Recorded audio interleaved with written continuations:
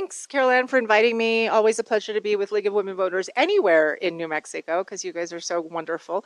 And who here knows who Somos Un Pueblo Unido is? That's great. Who wants to, say here at this first table what you know about Somos? Anybody? No? Anybody? That was mean to just point out this table, but I saw all three hands go up. But anybody just want to share briefly what you know about Somos and what we do? Oh, that's the one thing we don't do, but we work with a lot of organizations that do. Anyone else? Yes.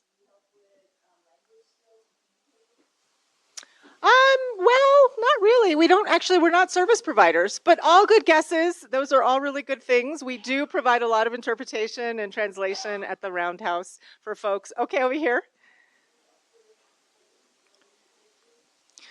Yeah, we are like a resource center. We do a lot of know your rights work. People will come to our office if they're victims of wage theft, discrimination, health and safety violations in their workplace. So we are a worker center. That is true. Anybody else? Yeah.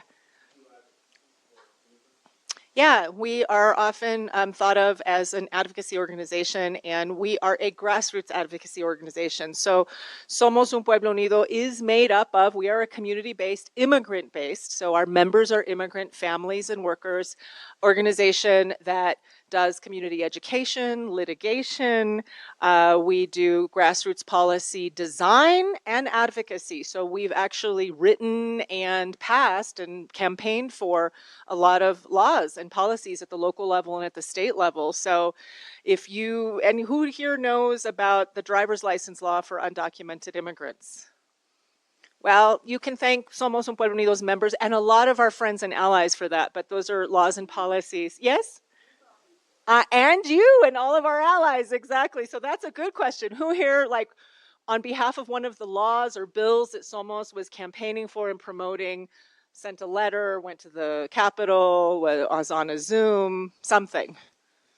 Yeah, of course. You are all very, very supportive and very engaged. So that's it. In a nutshell, Somos Un Pueblo Unido is an immigrant-based racial and economic justice organization, and we are 31 years old, and we were born in Santa Fe in 1995 after California passed. California voters, this was 30 years ago, passed Proposition 187, which was a law meant to deny essential public services to not only undocumented immigrants, but a lot of lawful permanent residents and U.S. citizen children. And so that was 30 years ago, and that really spurred. It never went into effect because it was found to be unconstitutional, but it spurred a lot of grassroots organizing across the country, and New Mexico was no exception. Governor Gary Johnson at the time was asked at a press conference whether or not he thought that was something that could happen here in New Mexico. He said, "Sure, why not? Why, if they're illegal, they're illegal." And in fact, that was the wrong answer because it really inspired a lot of community-based organizing in Albuquerque, Las Cruces, and Santa Fe. And the first thing that we really did as an organization was come together with other groups, but really organize Santa Fe immigrants and allies and a lot of church leaders and maybe the League of Women Voters, I don't know, I wasn't there back then, but to pass a memorial at the state level condemning the passage of Proposition 187 and saying that does not reflect the values or the legal traditions or the Constitution of the state of New Mexico.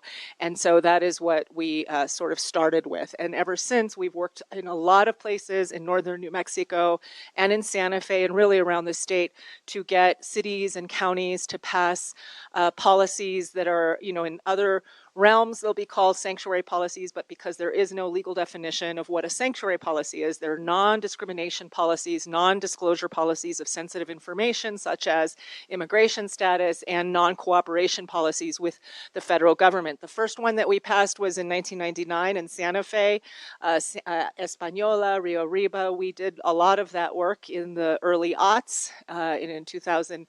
2008 and 2009, we worked with a lot of the northern New Mexico counties to ensure that ICE couldn't come in and interview people in the county jail, couldn't take people away from the county jail. So we have a strong tradition in northern New Mexico of really paving the way, not just for New Mexico, but really the country when it came to the strongest non-cooperation, non-discrimination policies or quote-unquote sanctuary policies in the country. San Miguel County and Taos County, the first counties in the whole nation to stop honoring ICE detainers. And if you don't know what that is, it's just a tool that the federal government continues to use to hold people after a local judge releases them because they're there at a local jail. And even though they're supposed to be released or they post bond, they hold them for an additional 48 hours and wait for ICE to come, generally from Albuquerque, to come pick them up and put them into the deportation. It's the jail to deportation pipeline, and it can be really devastating for whole families and local, destabilize local workplaces and businesses as people are whisked away. So that's kind of a little bit of what we do, but we don't just do immigration protection work. We really do a lot of work to support our labor rights, our employment rights, and also, we think of the economic justice work that we've done in 3 phases. The first phase is really making sure that we're enforcing the laws that are already on the books, which can be very difficult if you're undocumented or you don't speak English or you're a low-wage worker and you feel like you'll be retaliated in the workplace if you file a wage theft complaint or a discrimination complaint. So we really work to help create the conditions in which people can actually assert the rights that they have to the minimum wage, to overtime, etc.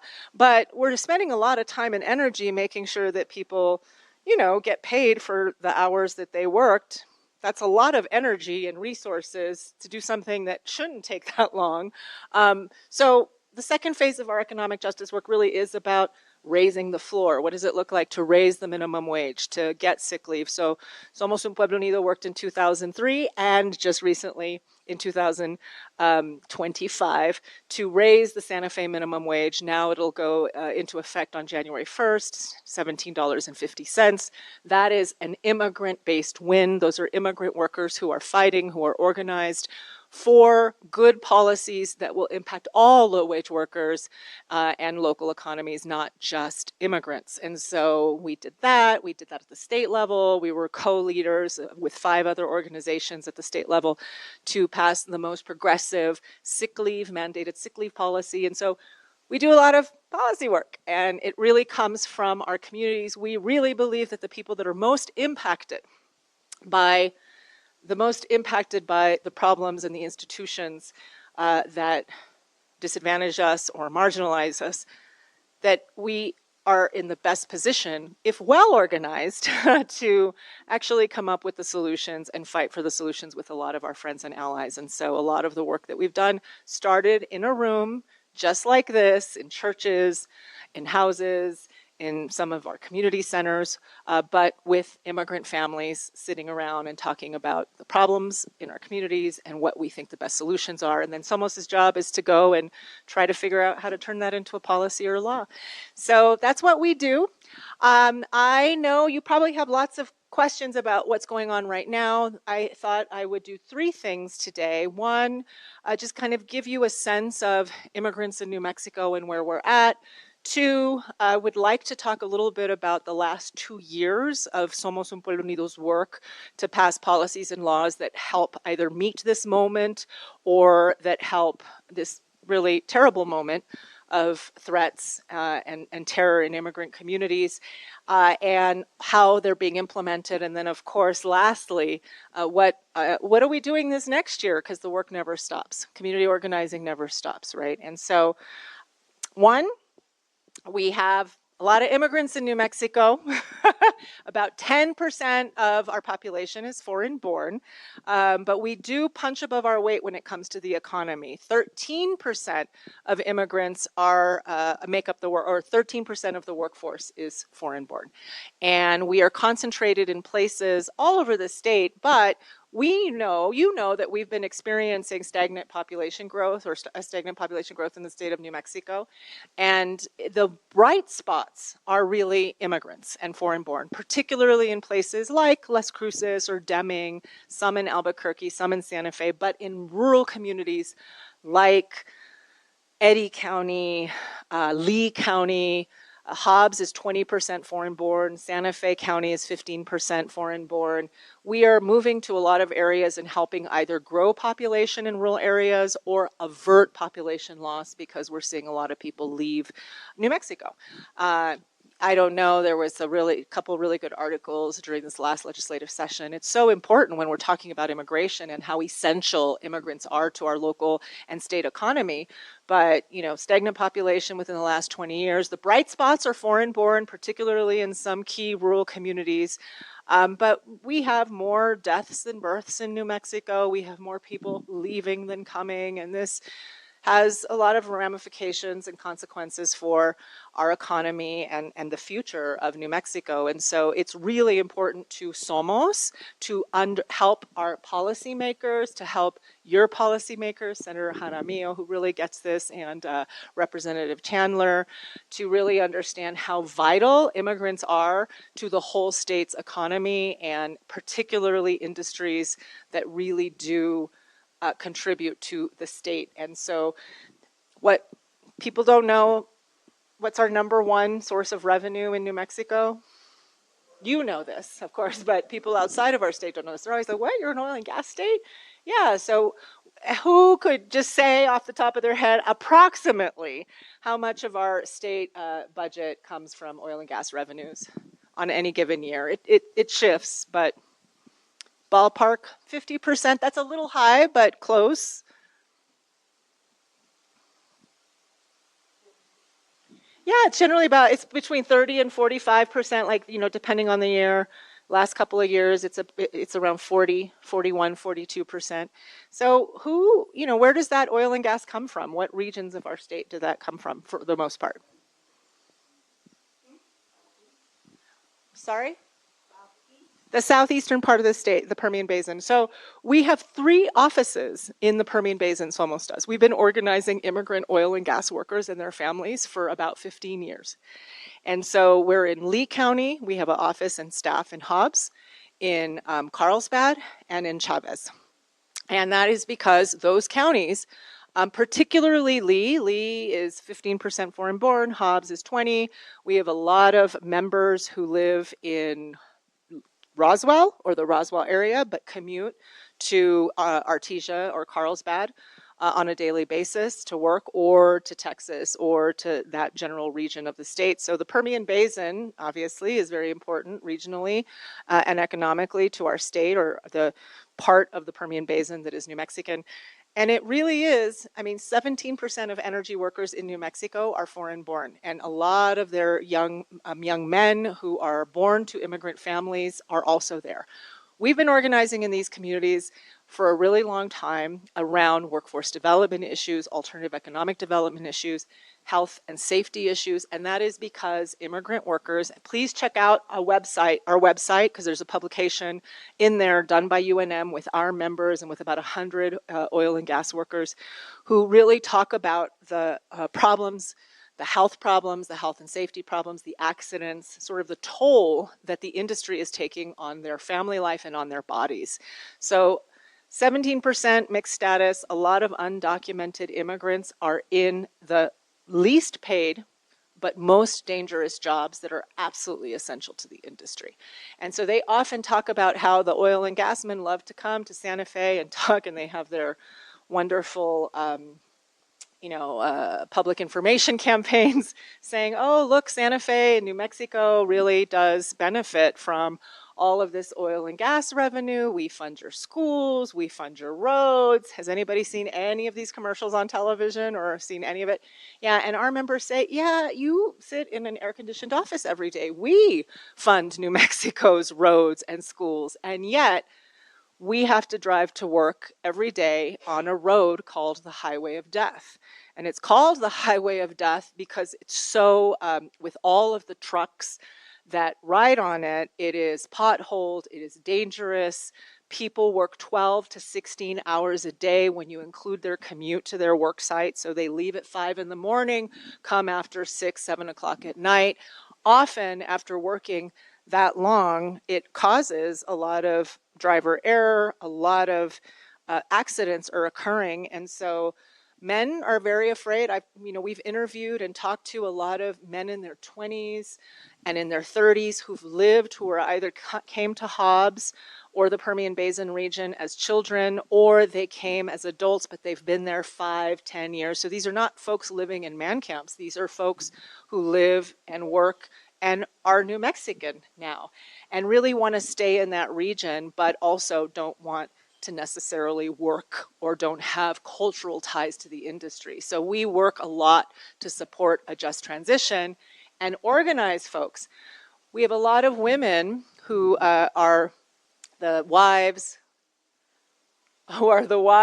or the sisters or the mothers of a lot of these men, and they say, we just don't know. There's a certain time of day where when our husbands are coming home and or our family members or our loved ones, and we don't know if they're going to make it. Like we kind of dread an unknown phone number coming into our cell phone because we just don't know if it's a call from a hospital or from law enforcement letting us know that our loved one has either died that day or is in the hospital because something happened at the work site, one of the most dangerous, least regulated industries. You probably all don't know this, or you probably all know this, but the impact that it's having on immigrant workers and the impact that they're having for us in New Mexico without seeing any major investment in their families, in their community. So if you're undocumented, you don't have access to unemployment insurance. So when there are dips or when the price of the barrel dipped briefly below zero, which I didn't know was possible during the pandemic, people were out of work for 6 months. And because they were in mixed status families, these are people who are funding our state, had no access to pandemic relief, had no access to unemployment insurance, had no access to the supports that other New Mexicans got, in part because of the federal government, but also because of the state support of those communities. And so our job is to organize folks and not let that happen. So we go to the legislature and we demand, you gotta give pandemic relief. And so we and a couple of our other organizational partners in Las Cruces and Albuquerque got over $37 million from the state to go to pandemic relief for excluded families, mostly undocumented immigrants. A lot of that was going to oil and gas families who were out of work for 6 months. Other dips, the industry is volatile, so other dips also create those kinds of issues for those families when they are either reduced hours or laid off or reduced pay, which weirdly, despite an increase in domestic demand right now for oil and gas, is happening to our members. They're actually getting their hours cut or they're being asked to decrease their hours, which is curious given the domestic and international situation. So this is what's going on in our state, and our job is to make sure that those families are organized, are demanding of all of our legislators, because their legislators don't actually care about them that much. So we come to Santa Fe and we meet with legislators who should care about them and are trying to get lots of different investments into their communities, especially when it comes to workforce development. So those are lots of different things that we're working on, not just the immigration protections.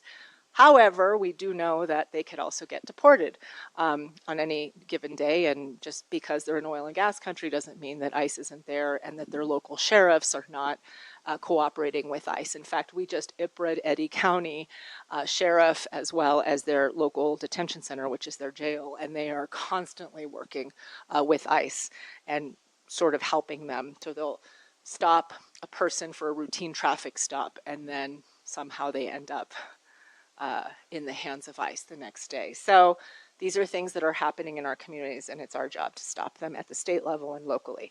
So what did we do in the last couple of years to protect immigrants and to support the workforce development access and the income of immigrants? Well, we passed and worked for over a few years. In fact, we passed this law a few years ago and it was vetoed by our governor, but this time we got it passed and it was signed by this governor, and that was Senate Bill 36, 2 years ago, that is now, it's called the Non-Disclosure of Sensitive Information Act. Does anybody know what that is? It's a law that we're implementing now.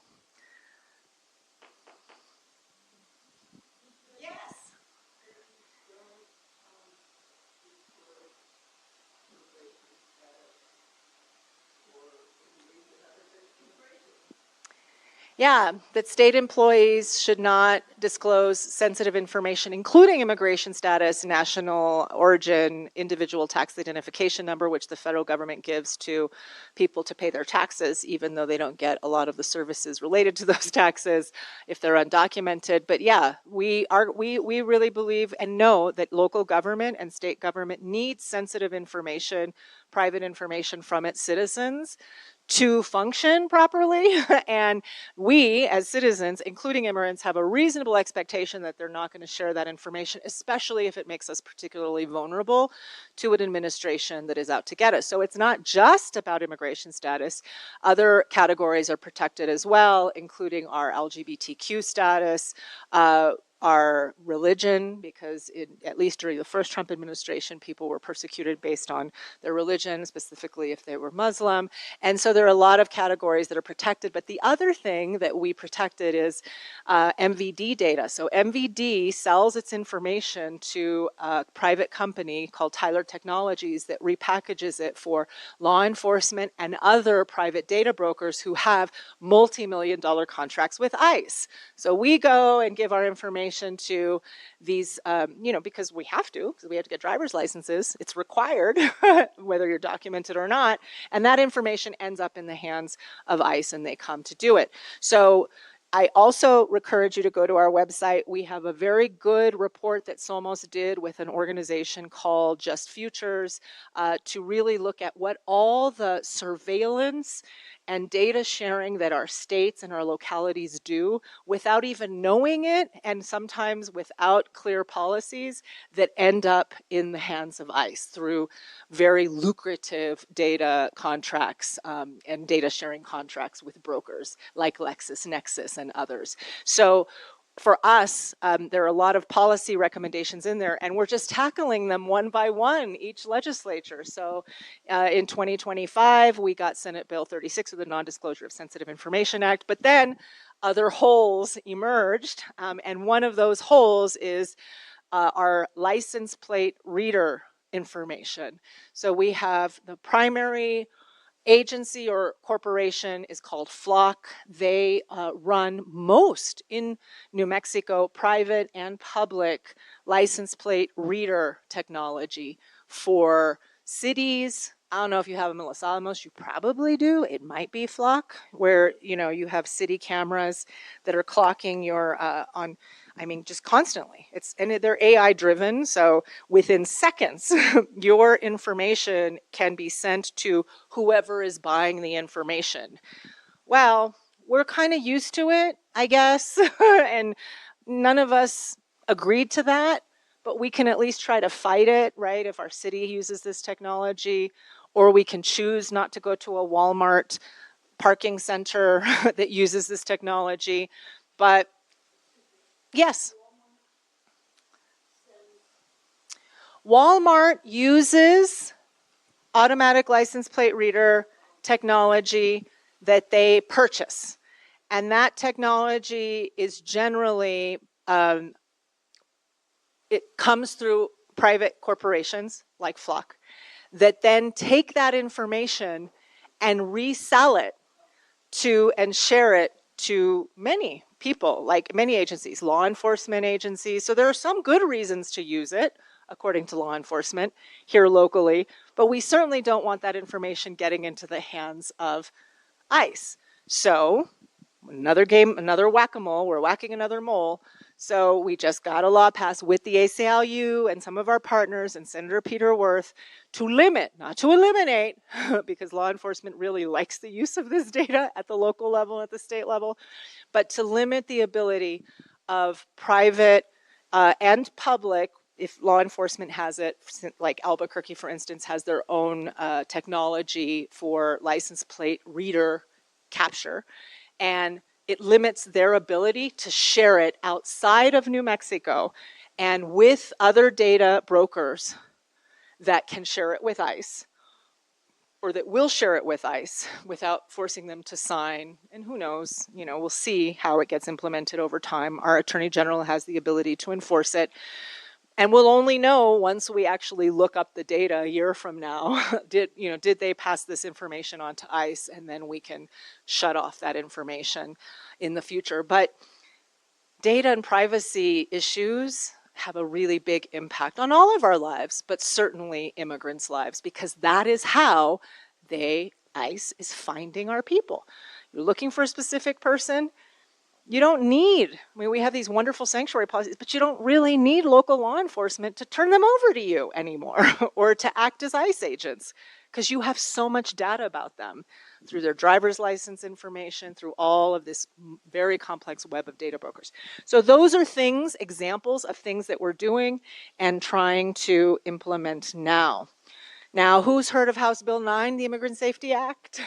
Probably all of you. That's probably the most famous of laws that we helped pass this last year. There was a 10-year effort by other organizations, not by Somos. We were doing many other things to protect immigrants, to shutter the 3 private detention centers that have contracts with ICE and their local counties, so Torrance, Otero, Cibola. And so this year, a lot of those organizations honestly came and asked us, can you support this? Can you help? Can you throw your resources behind this? And that, along with others, we said yes to, and got a whole package with some of our allies that are a part of something that we call the New Mexico Immigration Legislation Working Group that we convene. And the idea is that we're going to be very focused on what needs to pass each 30-day session, each 60-day session. Because there can be a lot of pro-immigrant bills, but not all of them can pass. And so we're going to all put our efforts behind 1 or 2 or 3. And that's what we did this session. We got all 4 passed, including the automatic license plate reader bill, which is called the Driver's Privacy and Safety Act. We got money for workforce development, regardless of immigration status. We also got a new Office of New Americans established permanently, which is an office to support the integration of immigrants into workforce development efforts, regardless of immigration status, at our Department of Labor and Department of Workforce Solutions. But we also work to support the Immigrant Safety Act. Now, Somos doesn't have members in those 3 communities. We do have a lot of members and have always had members. In fact, it was my first adversarial campaign as an organizer with our organization and our members and our allies in Santa Fe. In 1999, the county of Santa Fe wanted to lease, they got a lease for the old state prison, which I think they use now for making movies. It's like a movie set type place. But back then, the state owned it and leased it to our county, and then our county was going to lease it, just like Otero, to Core Civic. No, it was Cornell Corrections. And Cornell Corrections was going to get a big contract for a segregated medium immigrant prison in Santa Fe. But we stopped it because we had a base in Santa Fe, because we had a tradition in Santa Fe, because we had a sanctuary policy. Nobody in Torrance was organized to stop it. So organized people, as you know, because you're organized, really can make a difference. No one in Cibola. They ended up putting that in Cibola, what they didn't do in Santa Fe. It's still there to this day.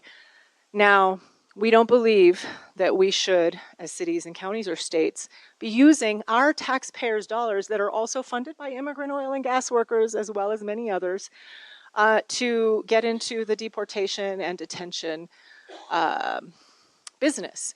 And so that's why the Immigrant Safety Act is so important.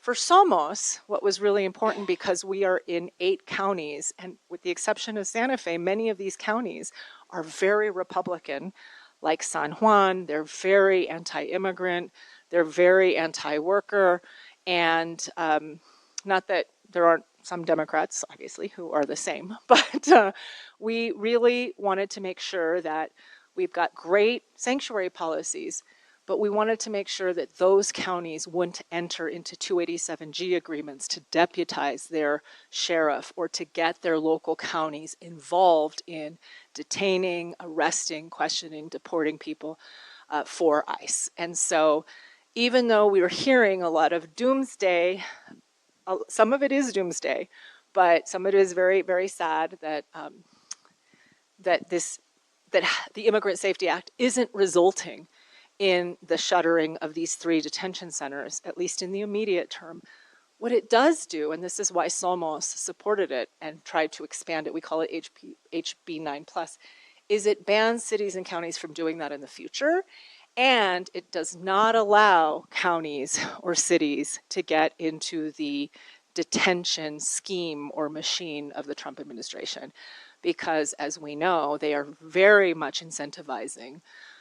Mostly, they're going after sanctuary communities, but they're really incentivizing with a lot of money more conservative areas to actually become deputized and to run some of these, or to get their jails involved, or to open these kinds of contracts with ICE. So that, there are some things that we're sad about when it comes to the way that Immigrant Safety Act has had some legal hurdles most recently, but we're excited, and it just went into effect yesterday, that in fact it will help support those communities where Somos organizes to ensure that this never happens to them. So those are the things that we've been working on in the last couple of years. We've also been working to get over $40 million for adult education, for GED and Espanol classes, ESL classes in rural communities, because we really believe that we shouldn't be stuck in low-wage jobs, but that we as immigrants have so much to offer. We're seasoned, mature workers in a state that has the lowest labor participation rate in the country. And so if we invest in workers, we really are investing in, no matter who they are, including immigrants, we really are investing in the future of our state. So that is what we do, and it gives you a little big sense of where we're at. That's it. Any questions?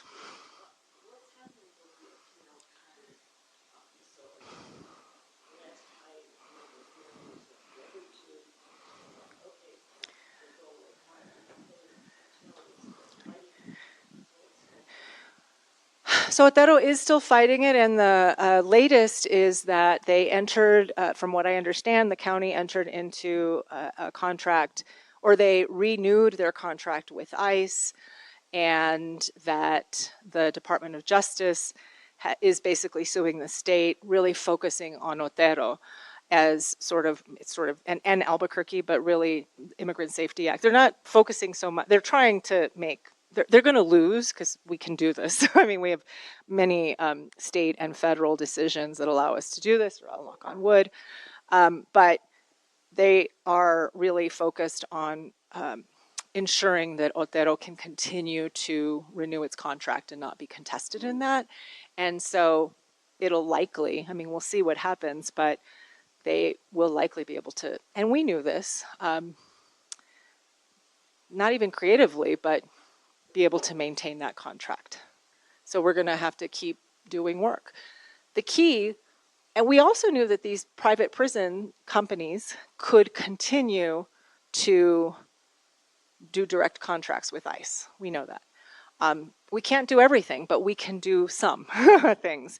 And so making sure that our cities and counties are not engaged in that, and that it's not incentivizing continued expansion of detention of our neighbors and our friends and our family members.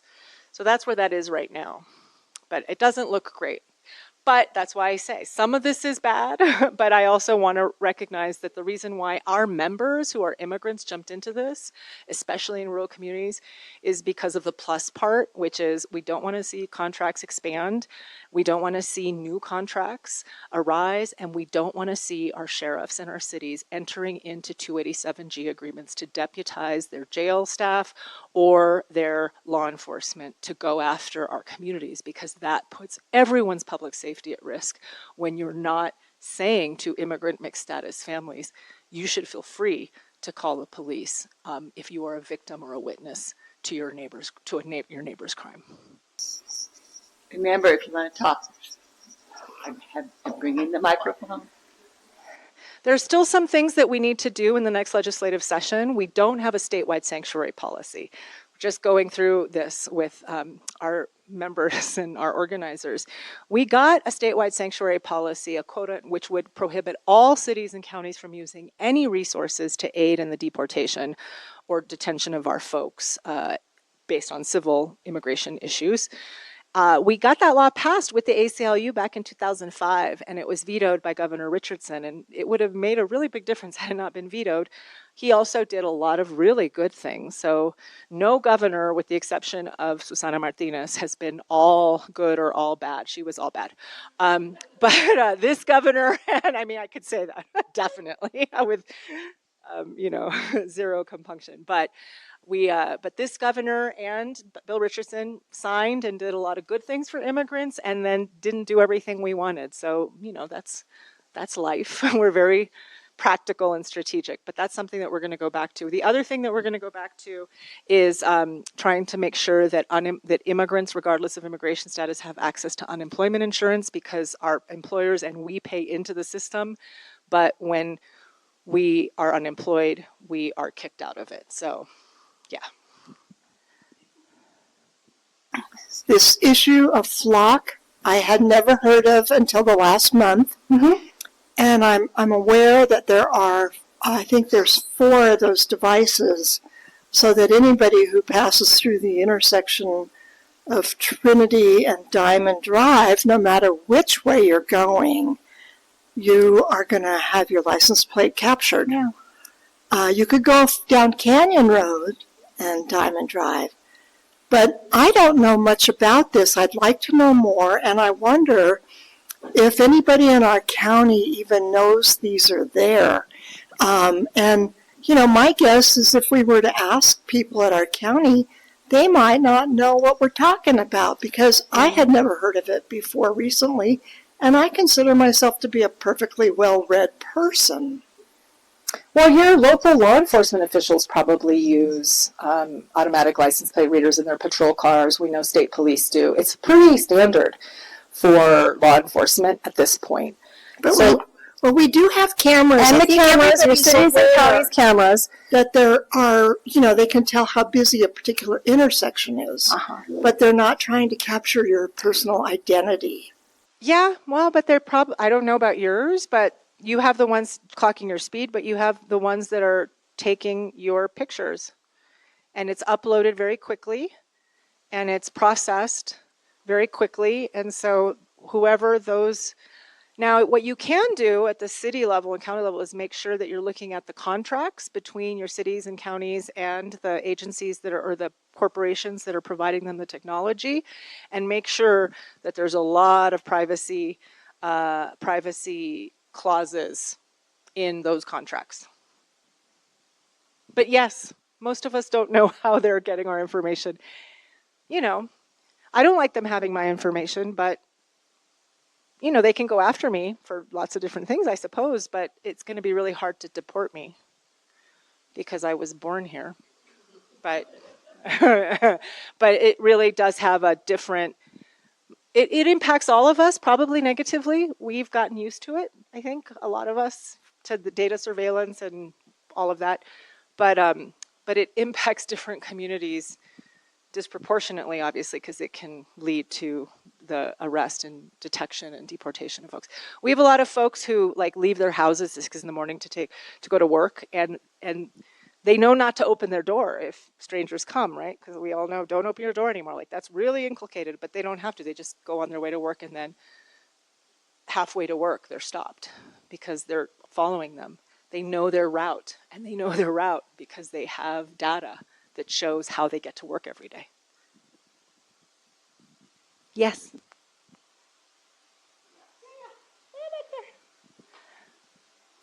Thank you.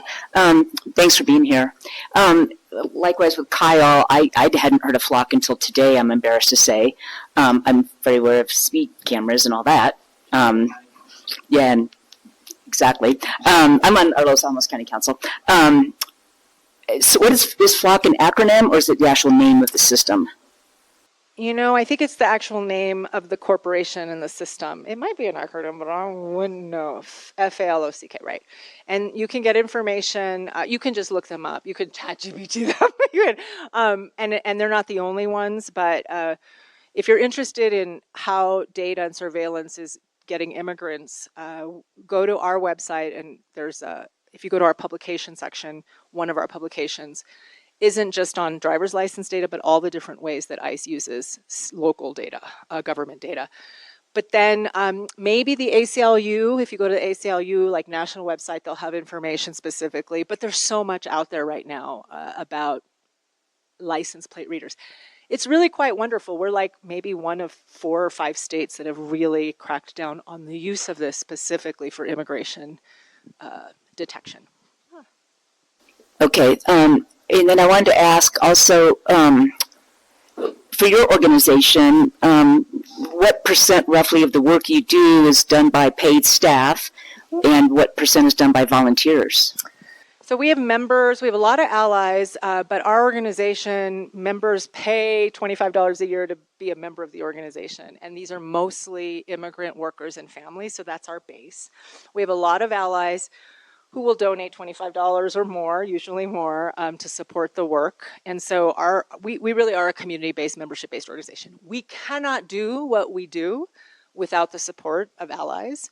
And so that's why we do things like this. And the League of Women Voters, statewide, but certainly Los Alamos, this is the 3rd time I've done this with you all, mostly over Zoom, can't do this work without you. I can't do this work without the group of indivisible women. There are like 5 indivisibles in Santa Fe. I'm amazed. I think there might even be a 6th now, and I'm like, can't you just all get together? But sometimes I'm like, which indivisible are you? But we've worked very specifically with a set of folks who are indivisible people, but it's a woman indivisible group. And like most of them live in Senator Worth's district. And we don't. I don't. Our members don't. And he's very supportive and has been, but he also has a lot of priorities as the leader. And so sometimes we really need him to understand that we get that he has many priorities as a leader, but that this is one of the most important issues to people who give him money and who vote for him and who door knock for him. And so my point is I can't overstate how important it is with allies.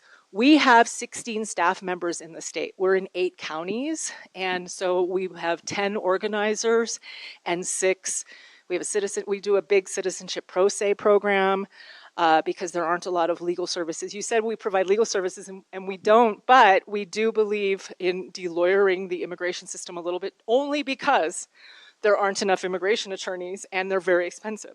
And so we have a very robust and we're growing into Español en Taos, pro se citizenship program. And we have a citizenship director who is an immigration attorney who oversees that program, even though we don't provide the direct service. It's a leadership program. So people go through the whole process together, and we have literacy volunteers of Santa Fe providing citizenship tutoring at our office. We're actually probably going to buy a building and so start a capital campaign so that we can run a lot of our partners can run their workforce development programs in our building. So that's who we are. Nonprofit, yeah. I'll tell you quickly, in the Southeast, places that I told you, Chavez, Lee, Eddy, Santa Fe. We have a small group in Rio Riba, a very robust group in Farmington and in Curry County. Are you a 501c3? We are both Somos Un Pueblo Unido is a 501c3. We also have a 501c4 called Somos Acción, and we do a lot of our legislative advocacy with that because we don't run into lobbying thresholds like a 501c3 does.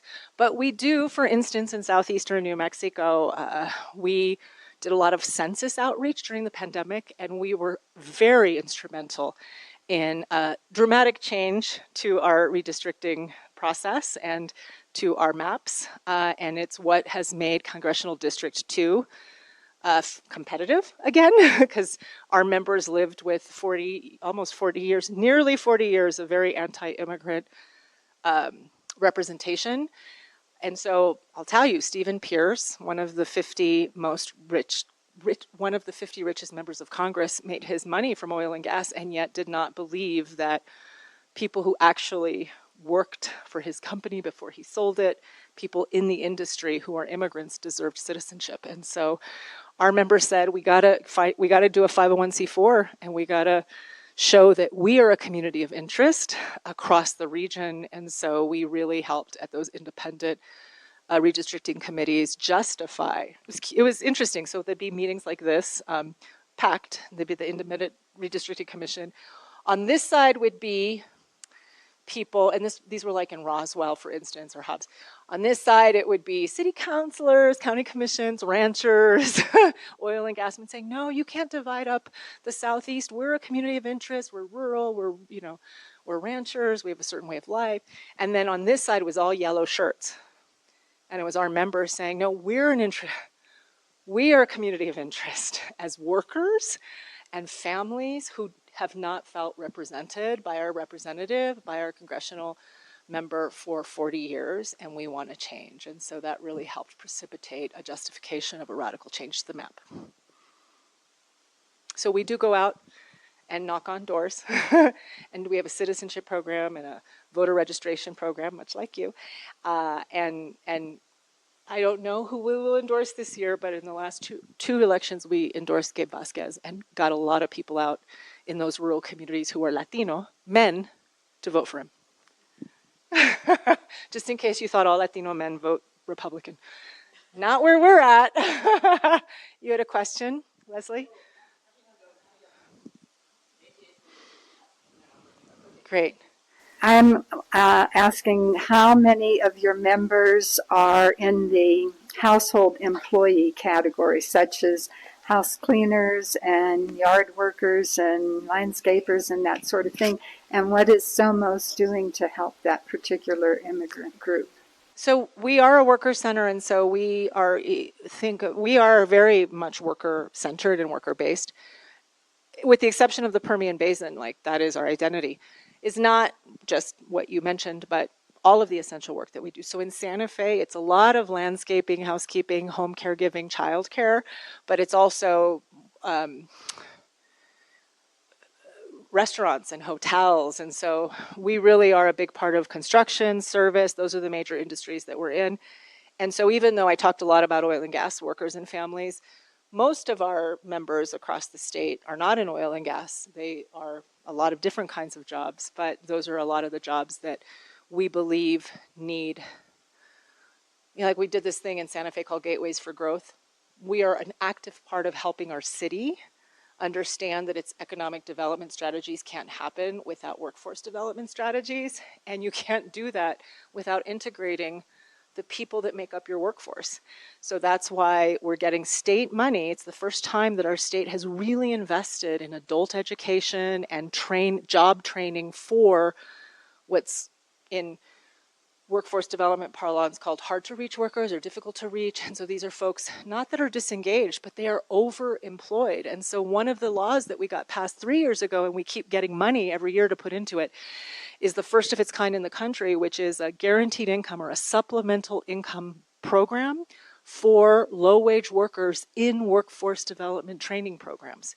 So you get $1,000 a month up to 12 months if you are in one of these programs that ends in a credential in welding, CDL, childcare, home health care, all of these different high-demand industries that are not fossil fuel industries. People won't be able to get credentials in them if they're working 2.5 jobs to make ends meet.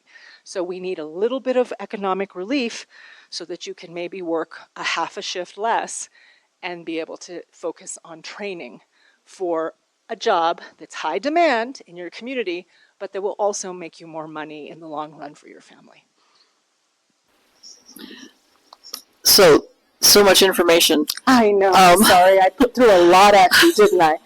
I just thought I heard you say that the motor vehicle department in this state takes our data, repackages it, and sells it. If that is true, It is absolutely true. how could that possibly be legal? Because nobody made it illegal.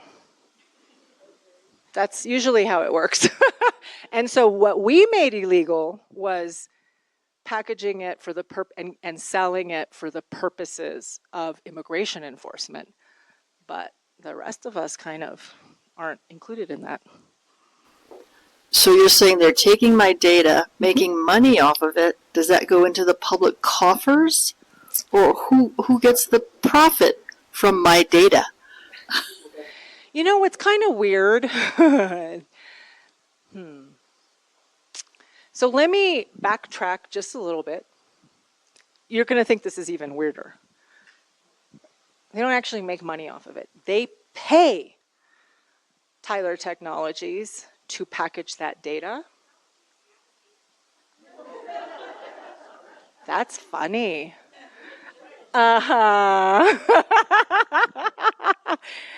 So they have a contract with this Tyler Technologies, and the Tyler Technologies repackages it for some good things.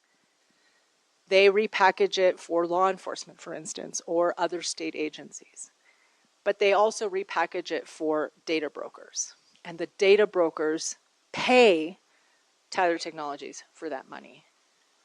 We passed that law 2 years ago. I'm pretty sure Tyler Technologies does not pay MVD for that money. Tyler Technologies, yeah. It's just a company that repackages it, yeah. So they're like they have the technology to repackage it through different platforms for law enforcement and for the Voter Action Network. You know, we're out. You guys use this. League of Veto, I don't know if you use the Voter Action Network, I'm assuming. I use the Voter Action Network on the C3 side and C4 side. This weekend, we're going to have people, you'll be very proud, knocking on doors for Latinos and people of color declined to state voters in rural communities in the Southeast and in Farmington. They're going to be knocking on doors to decline to state voters who have certain voter scores, who are people of color, who are recent decline to state because of automatic voter registration, or because in a lot of rural communities, more people are declined to state because the party system there, we register a lot of voters in southeastern New Mexico, and we don't push a party on them, but nobody pushes a party on them. Like, they don't know much about the party, so they say, oh, well, then I'm just declined to state. Like, I don't want to pick a party, right? But now, for the first time, they'll be able to vote in the primary. And so we're knocking on doors. We use VAN, the Voter Action Network. Voter Action Network uses information, including MVD data. Like, yeah, it's so insidious, and we all use it. Like, LexisNexis sells information to everybody. Like, the use of data through those private data brokers, they got to get the data somewhere. And that's one of them. Insurance pools, where do you think they get the data for? Not just MVD, but for our credit worthiness, not just our credit scores. Yeah. So weirdly, we're not even making money off of it. We're contracting a company to repackage the information for other state agencies and government and law enforcement, and then they sell that information to data brokers.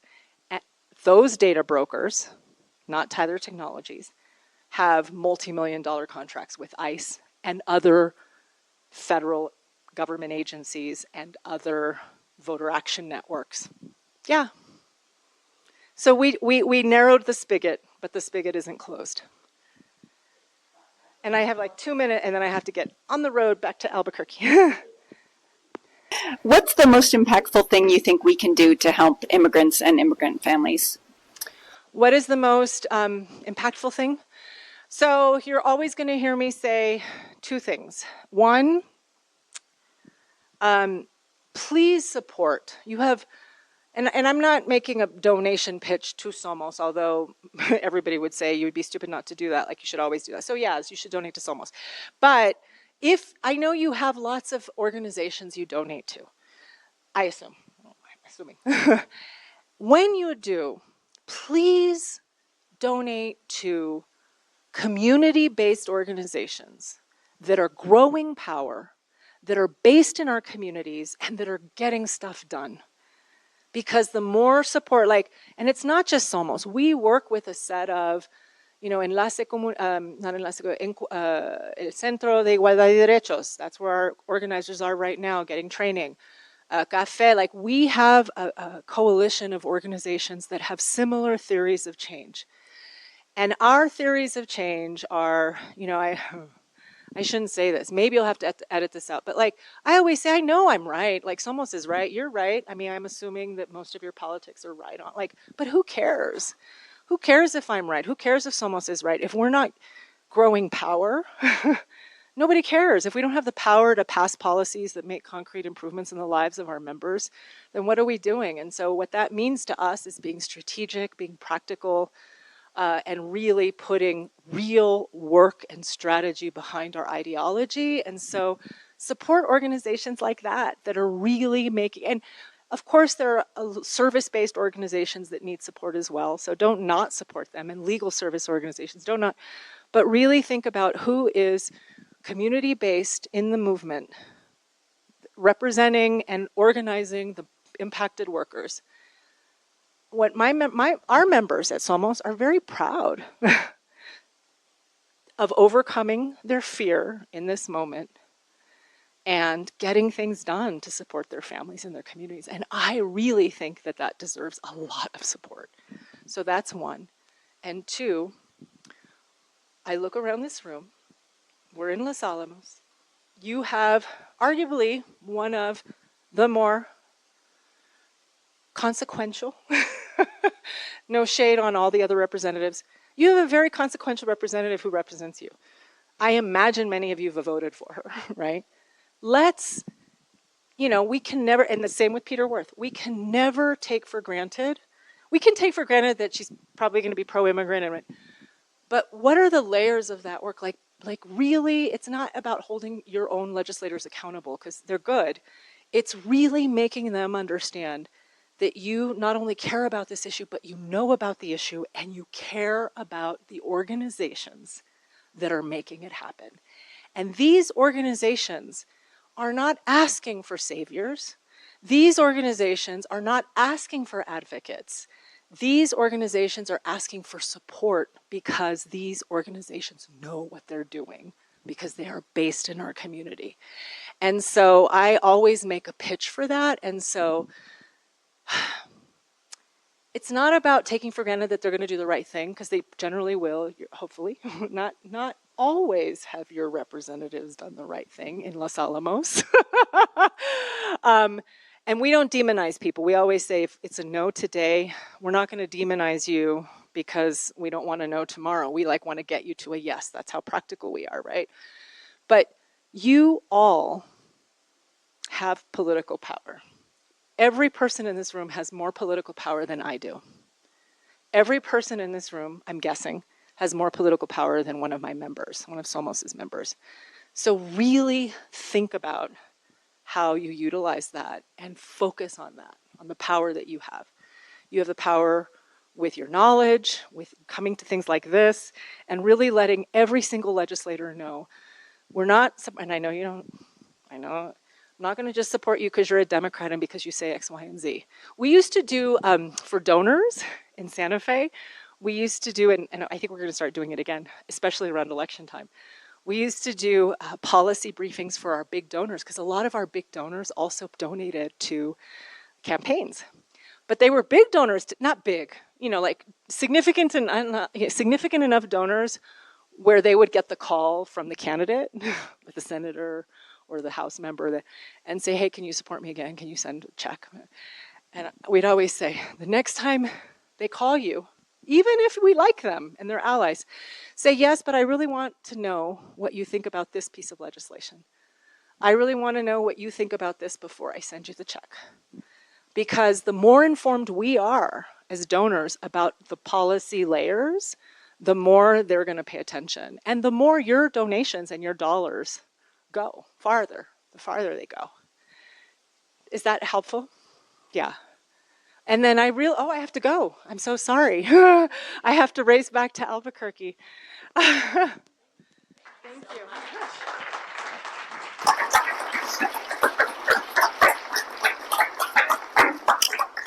And thank you for the lunch, and please check out our website. It really does have a lot of good information about our work.